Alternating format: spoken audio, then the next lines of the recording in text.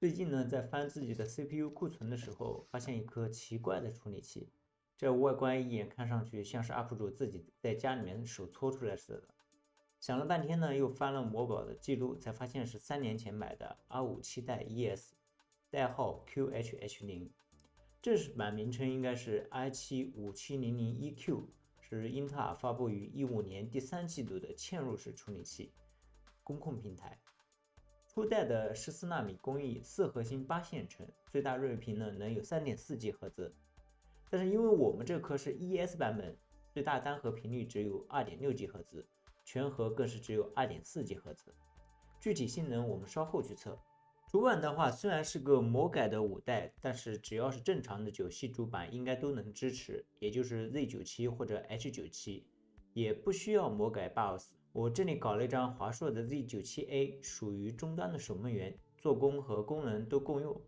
但我说的话，这张板子最大的亮点在于视频输出 ，VGA、DVI、HDMI、DP 那个时代的接口全部都有了，可以说是群英荟萃啊。BIOS 的话，我直接刷了最新的3503版本。点亮的时候遇到我们第一个问题，提示 CPU 核心电压过高。进 BIOS 去看，显示核心电压为0，其实这里应该是 ES 的 bug。这个时候手动改电压是没用的，只能去逐个关掉核心电压监控就 OK 了。进系统之后 ，CPU-Z 跑分多核1460分，单核刚好300分。功耗方面，这玩意压力测试也只有15瓦功耗，电压0.95伏不到。室温20度的情况下，它满载烤机30度 ，CPU 散热风扇都不敢多转，生怕把它吹感冒了。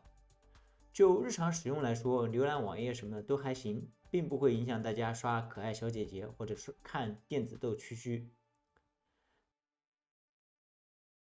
再来说说核显，打开 GPU-Z 可以看到，这颗核显是 GTR 级别的 HD5600，拥有24个处理单元，800兆赫兹频率。对比一下上代的 4790K 上的 HD4600是20个处理单元。规格上看，5代 U 的核显还是比4代 U 更强的。至于核显游戏性能的话，也就玩玩十几年前的游戏了。传送门2 1080P 默认画质加能有个60多帧。辐射3新维加斯 1080P 高画质，关掉抗锯齿的话也能有个接近60帧，我还是挺意外的。接下来是搭配独显的游戏性能测试，考虑到 CPU 的理论性能不强，本次就只用 GTX 1080应该就够了。参照组的话就用上期视频出现的 152940V3。古墓丽影暗影 1080P 高画质，以第3个场景为例，大部分时候显卡占用在 60%到 70% 之间，最终平均帧78帧，而 2640V3 的显卡占用要高得多，最终平均帧109帧。2077 1080P 中画质，大部分时候显卡占用只有 50% 左右，最终平均帧勉强60帧，而 2640V3 显卡占用在 90% 以上，平均帧92帧。黑神话 1080P 中画质 66% 超采样，两个 CPU 的表现几乎完全一致，都能让显卡接近满载，最终平均帧一个55帧，一个56帧。CSR 1080P 最低画质，原生分辨率，在跑分地图中 QHH0 大部分时候不到150帧，而15可以做到200多帧，偶尔才会掉到100多。但是在实际游戏中，二者体验其实都不太好。QHH0 只能说更差，连60帧都跑不到，属实没法玩。小结一下，由于低功耗、低主频，而且不能超频，这个 CPU 的游戏性能其实很差，拿来配正常的独显打游戏完全不合适，甚至会被异物吊打。那要是配不正常的独显呢？既然是5代又有核显，老徒弟们肯定想到了上矿卡。这次没搞到 P1106 或者 30HS 之类的，而是搞了一张所谓的无头 RX580。